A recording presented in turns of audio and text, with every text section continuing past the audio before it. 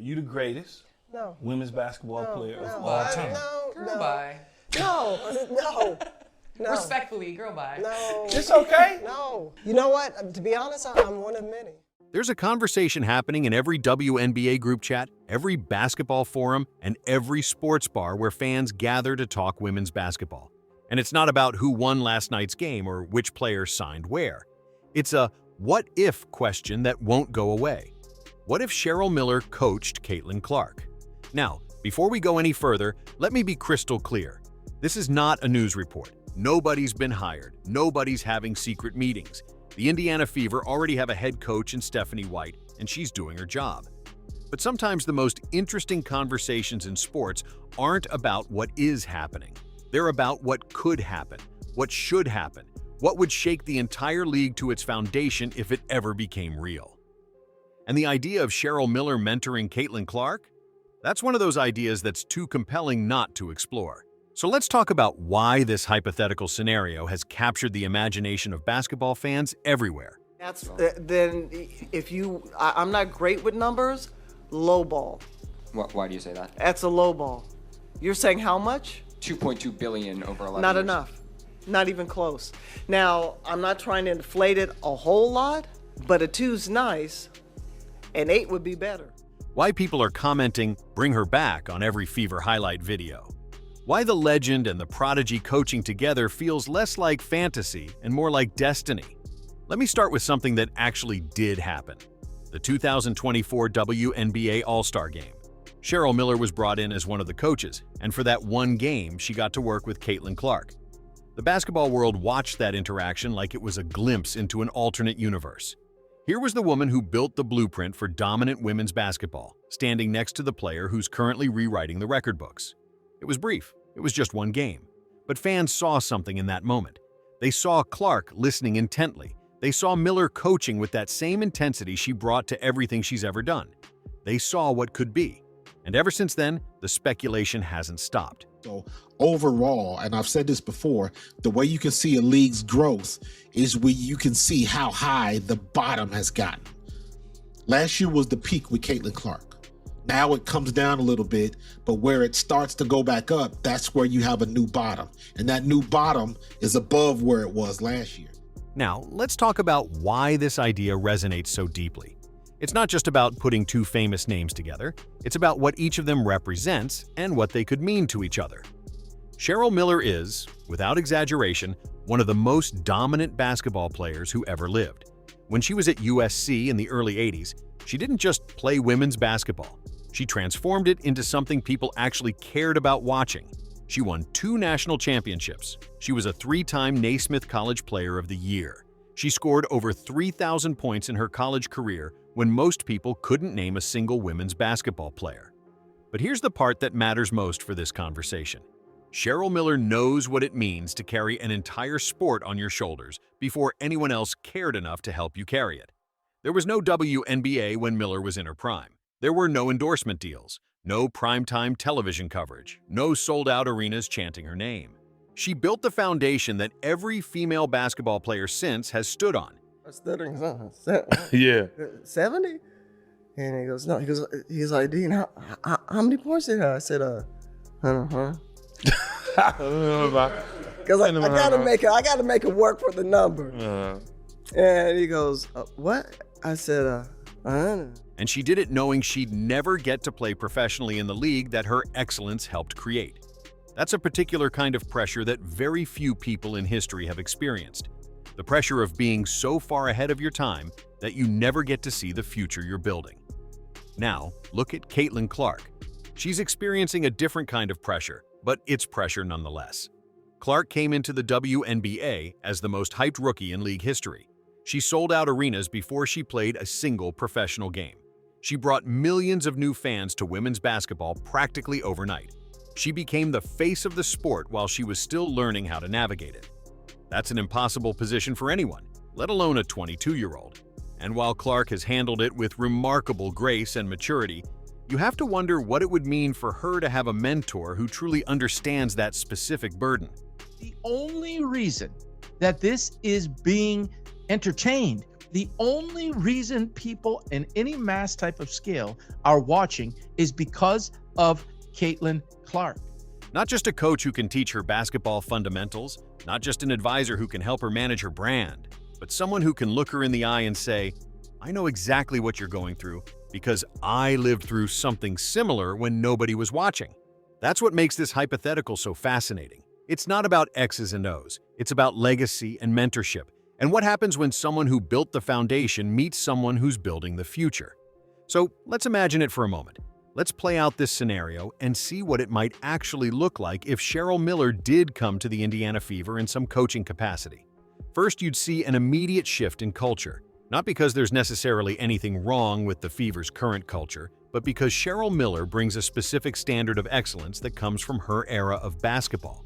When Miller played, you earned respect through work, period.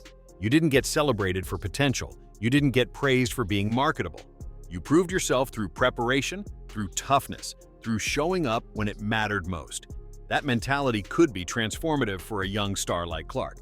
Not because Clark lacks work ethic, she clearly doesn't, but because there's a difference between working hard and understanding what championship-level preparation actually looks like. And one of the best that's ever played the game, so I've known Cheryl for a little while now. I think her energy, that's what I love about her. Like, it's just contagious, and it's fun. Like, I called her coach and she was like, I don't know about that yet. You'll have to see how I do. Miller would bring that understanding. She'd challenge Clark in ways that most coaches can't, simply because Miller's resume speaks for itself. When Cheryl Miller tells you something about basketball, you listen. There's no room for doubt or ego. Imagine Clark's defensive game under Miller's guidance. Defense was always Miller's calling card. She didn't just score at will, she locked people down on the other end of the court. That's the part of her game that young stars today could benefit from most. Clark's offensive brilliance is already undeniable, but if Miller could help her become even an average defender, let alone a good one, that takes her from great player to complete player. That's the difference between being a perennial all-star and being a dynasty builder. But the impact would go beyond just Clark's individual development. Miller's presence would change how opponents approach games against the Fever. Right now, teams know they can wear Clark down. They know they can frustrate her with physical play. Caitlin Clark 0 for 4 from 3, so on the road this season, Caitlin Clark is a combined 1 for 32 from three-point range. Very unusual. She's hot. Beyond January, having to hold her back. They know she's still learning how to conserve energy over an 82-game season. But if Cheryl Miller is on that sideline, that's a different psychological dynamic. Opponents would have to contend with the idea that Clark is being molded by someone who is arguably more dominant than anyone in the current league. That's intimidation without saying a word. That's respect born from legacy. And here's another dimension that fans bring up constantly. Cheryl Miller understands Indiana basketball in a way that most coaches don't. Her brother Reggie became a legend with the Indiana Pacers. The Miller family name means something in that state. There's a connection to the community that goes beyond just basketball knowledge. The Fever have been trying to recapture the magic they had in their early years, when they were championship contenders and the pride of Indianapolis. Bringing in someone with Miller's connection to Indiana basketball would tap into that tradition in a meaningful way.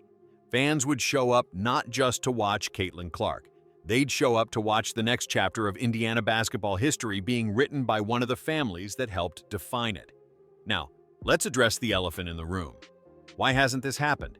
If the idea is so compelling, if the fit seems so perfect, why is Cheryl Miller not already working with the Fever?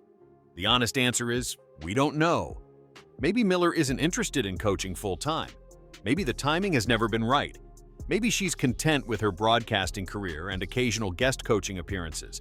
Or maybe it's just that opportunities like this are harder to make happen in reality than they are in fan discussions. The WNBA is a business. Teams have existing coaching staffs, contracts are complicated, personalities have to mesh. Just because something makes sense on paper doesn't mean it's feasible in practice.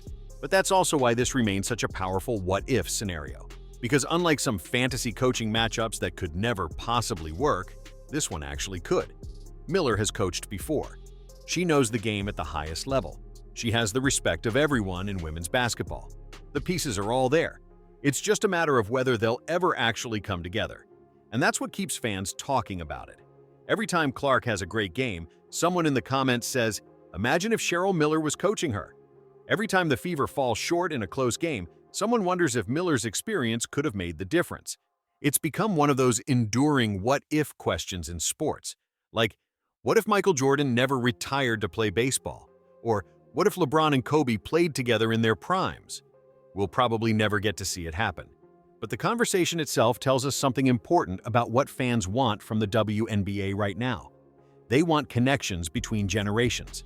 They want the pioneers who built this league to have meaningful roles in shaping its future. They want young stars to learn from legends who understand what they're going through.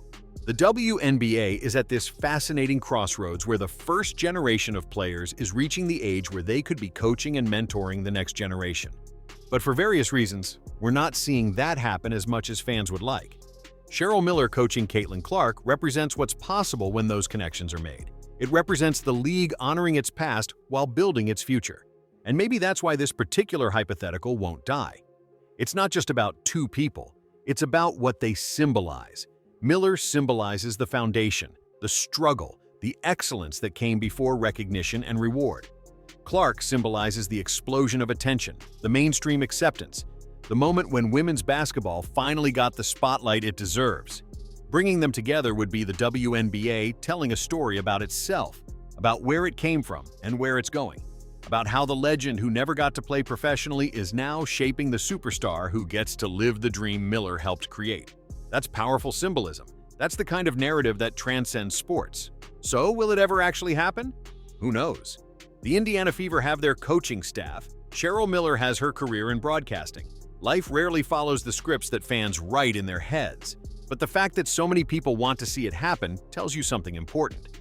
It tells you that fans understand the value of mentorship, of legacy, of connections that matter more than just winning games. And maybe that's enough. Maybe the conversation itself, the widespread desire to see this partnership exist, pushes the WNBA in the right direction, even if this specific scenario never materializes. Maybe it encourages other teams to bring in legends as consultants or advisors. Maybe it reminds everyone in the league that the pioneers who built this foundation should have seats at the table as it continues to grow. That would be a win in itself. So here's my question for you, and I really want to hear your thoughts on this. If you could make it happen, would you bring Cheryl Miller in to work with Caitlin Clark and the Fever? And if so, in what capacity? Head coach? Assistant coach? Special advisor? Drop your thoughts in the comments below. And if you want to see this hypothetical become reality someday, comment, make it happen, so we can see how many people are dreaming the same dream. Don't forget to like this video and subscribe to the channel. We're going to keep exploring these fascinating what-if scenarios in women's basketball, because sometimes the conversations about what could be are just as interesting as the conversations about what is. Thanks for watching, and let's keep imagining what's possible for the WNBA.